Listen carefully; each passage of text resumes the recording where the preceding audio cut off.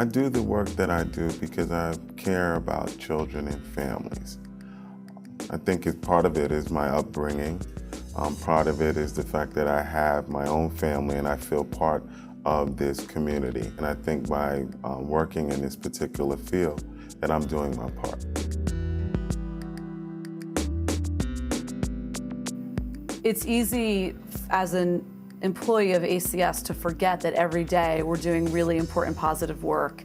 And I have parents tell me that if it weren't for ACS, they would never have gotten to where they are today. So we do a lot of really good work. We help a lot of people. I love my job because really, at the end of the day, helping people, doing things for different people, is very rewarding. They're not going to be rich, financially rich, but you're going to be rich right here in the heart. People that you come in contact with, they are extraordinary people. And just knowing that you can make a difference in their life makes you feel like an extraordinary person as well. I truly believe that any job you're in, or any career that you're in, that your heart has to be in it.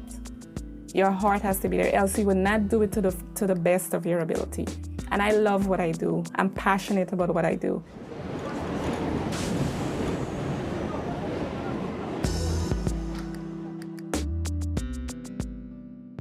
Hi, my name is Audrey Taylor, and I'm a trainer for New York City's Children's Services. Our work takes many hands performing many tasks, yet we serve the same mission, protecting children and ensuring their well-being. Our core mission is protecting children from abuse and neglect, and we also work with partner agencies to strengthen families by providing services such as mental health or substance abuse counseling. If children must come into care, we work to find them strong foster families.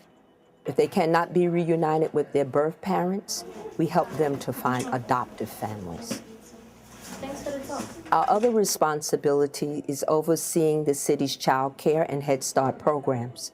These programs nurture the cognitive and social development of approximately 100,000 children while their parents are at work.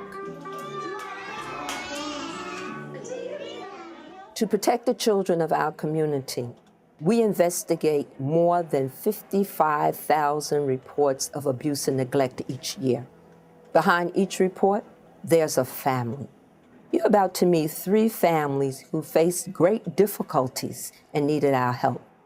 As seen through their eyes, you'll witness the difference we made in their lives.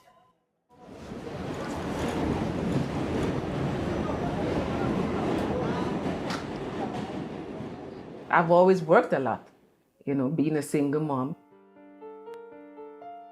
My mother was like strict. The first time I ran away, I went to my grandmother's house. Every other week, the child would just pick herself up and gone. And I'm wondering, what is it? Because she's not talking. I met somebody that I was with before I had my daughter. I figured this is somebody I already knew. But in like 7th grade, he would make advances at me. I would just sneak through the door and leave. And I would like go and sleep on the train. Then I'll come home and bathe my skin and go to school.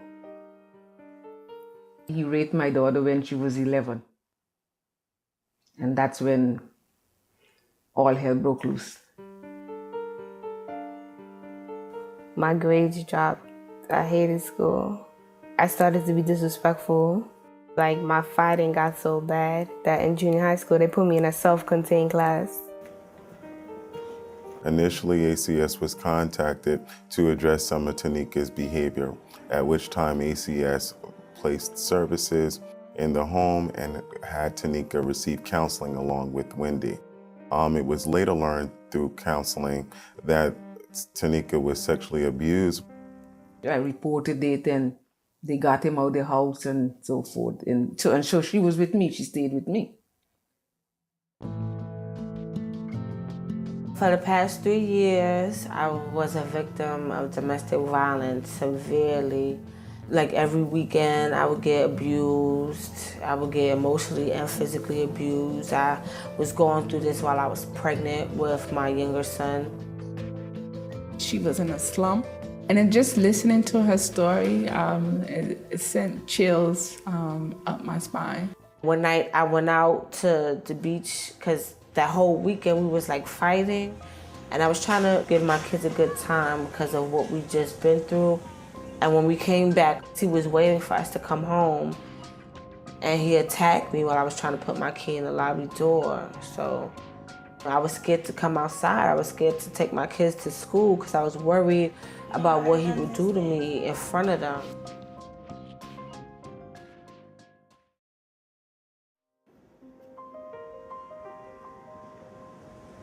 I didn't really have like parents to say because I was always alone by myself. I used to hang out a lot at a very young age. I was about 6. One time my mom didn't come home for a week. I think that's why ACS was called. I think one of the neighbors actually noticed that and actually called in. They took me away and I was scared. I say about 6, 7 foster homes, different foster homes. I mean, one point, the foster mom I had, she didn't care if I went to school or not. It's important for ACS and foster care agencies to work together to make sure that we find the best home for families. Michael had a lot of issues, a lot of behavior problems. I literally did not want to go to school at all. I was angry. And I said something to one kid. Kid got mad, I was about to fight him. The teacher said, no. Then I stabbed him in his arm. And then that day, I remember the school was ready. They already had the paper signed out, ready to kick me out of school, and that was actually my last chance. A lot of the school staff really didn't like him, because of this behavior. They only saw him as this bad kid.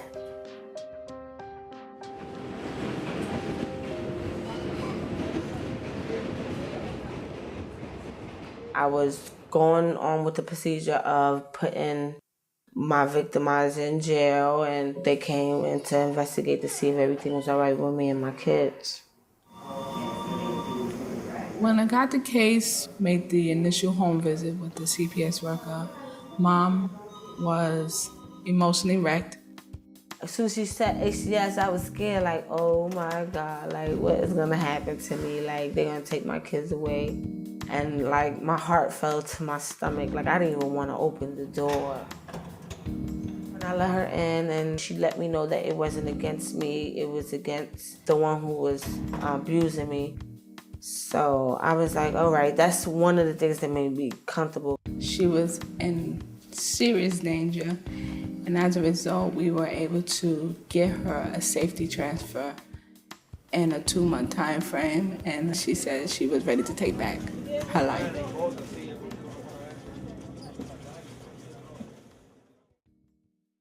I was a raging bull. I literally used to see red. My mom used to curse a lot. When she didn't go to school for 2 days on a row, I just snapped. I snapped. And so I beat her with a belt. She came home, beat me, and went back to work. And the next day, I told her I went to school late, and then she beat me again.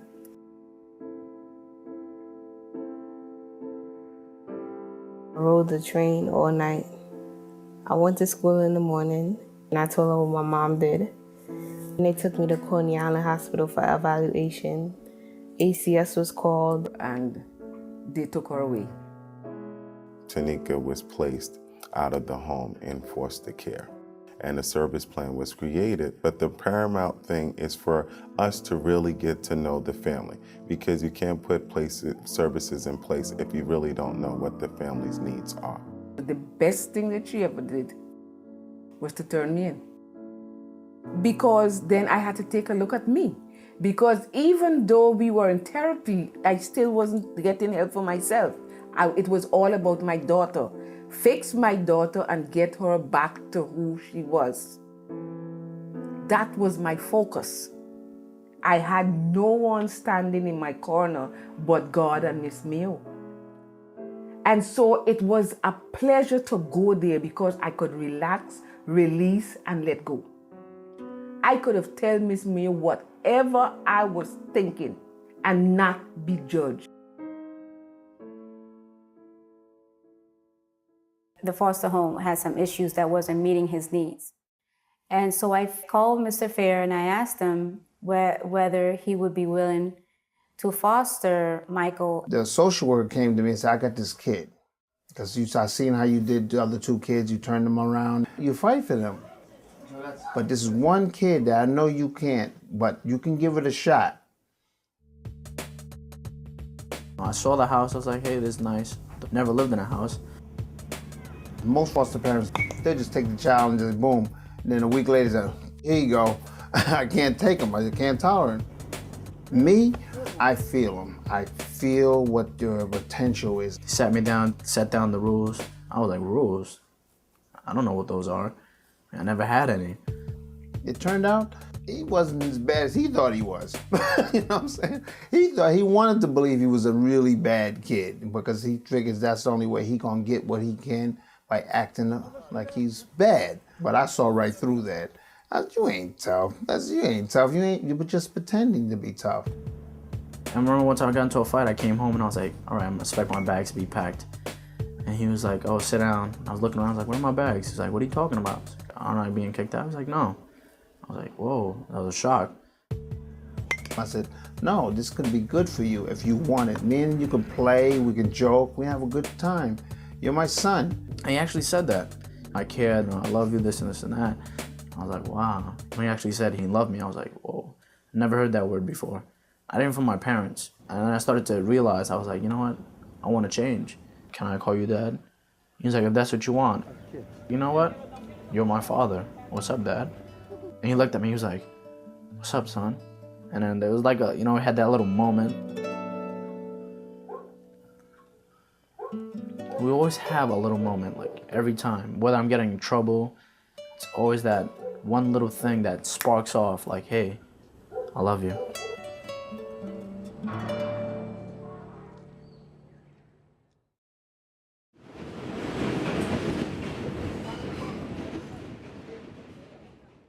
ACS was involved all through the process because they're protecting Tanika. In my therapy sessions, I didn't just go and sit down. I spoke about how I felt. I let out my anger. I let out feeling hurt, that. There's days I came home and cried. I made a decision that I was really going to change my parenting and really work at being the best parent that I could possibly be. And once we deem that everything is safe and that the risk has been reduced, we can actually make a recommendation to the court to say, look, they are ready. She was away for almost a year, and then she came back. It was just the happiest moment, other than when she was born, to have my daughter back again, to start the healing process. I felt safe because my mom started to approach me and talk to me more and ask me how I felt. My mom would say, tell me something you don't like that I'm doing. So that's what basically started to create a better bond between us. It has been a long, hard, excruciating, dark journey, but it is worth it. You have to be willing to dig and feel that pain to get to that nugget. It's there. And that's what we did, both of us. I learned from everything that happened. I learned it was a moral in everything. Everything.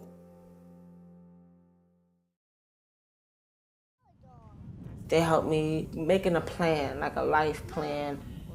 She went to services. She partaked in domestic violence counseling. She had the children going to DV counseling.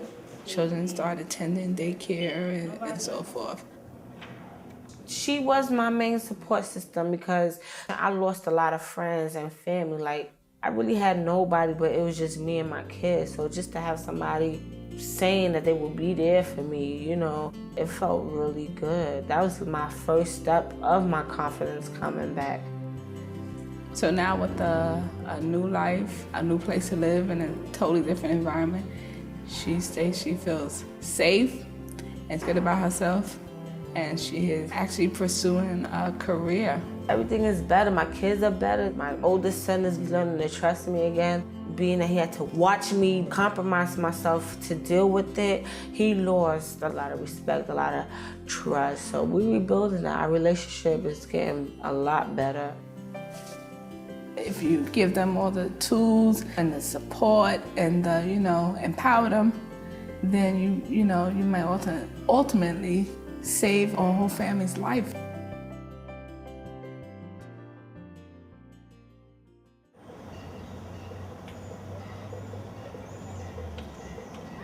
Michael started making the honor roll every month. I want to be somebody. I want to become something great, but I didn't have anything to push me towards that way. But when I came here, I was like, he's pushing me towards, all my goals. And I was like, all right, I can do this. Behave yourself in school, all right? Yeah. He was much more respectful, kinder, nicer. That tough exterior wasn't there anymore. We wasn't an adopted home at the time. We just was a foster home. So we said, how do you become an adopted home? So they told us the steps of classes you had to take and all that and stuff. We said, okay. Now I said, Michael, do you want to stay? Is this the home you would like to stay in? Michael says, yeah. He got this big gleam in his face. Yeah. I said, all right, Michael. That's when it hit me. This is what I wanted all this time, a family, a father figure to be there for me. That's when I realized they really did love me. They surprised me and said, by the way, he's got 2 sisters. I said, okay, I don't know if I want to go there, but we took the 2 sisters. And then after that, by the way, he's got another brother. I said, come on.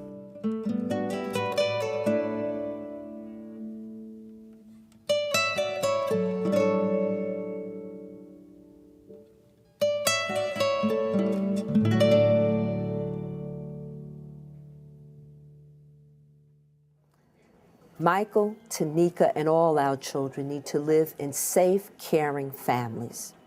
But some families need another kind of help that Children's Services provides. Every weekday, thousands of children, like Michael Fair's brother, are dropped off at hundreds of child care and Head Start centers throughout New York City. Child care provides a safe, nurturing, and high-quality educational experience for children while their parents work. Head Start offers free educational programs for children ages 3 to 5 and support services for their families. Children's Services, along with our partner agencies, fulfills several essential needs of children. Child protection, foster care, Head Start, and child care are all vitally important services that show we do make a difference. The Administration for Children's Services makes a difference in the lives of children and families across New York City thanks to you. I'm David Hansell, Commissioner of ACS, and I want to welcome you to the ACS family. We're delighted to have you join us in what I think is the most important mission of any organization anywhere. You very soon will have the opportunity to help a struggling young person or a struggling family get the services that they need to improve their lives. Now, the work that we do is not easy, and I can imagine you're a little nervous, and that's totally fine, but I want you to know that you will have a strong team behind you every step of the way.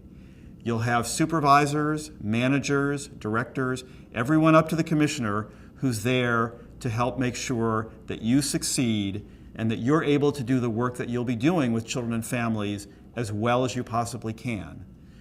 That'll include lots of opportunities for training and professional growth and advancement. And I encourage you to take advantage of those opportunities, not just at the beginning of your ACS career, but along the way. I welcome you to the ACS family. I look forward to seeing you soon in the field, and I thank you sincerely for joining us in our important mission of helping to protect children and families across New York City.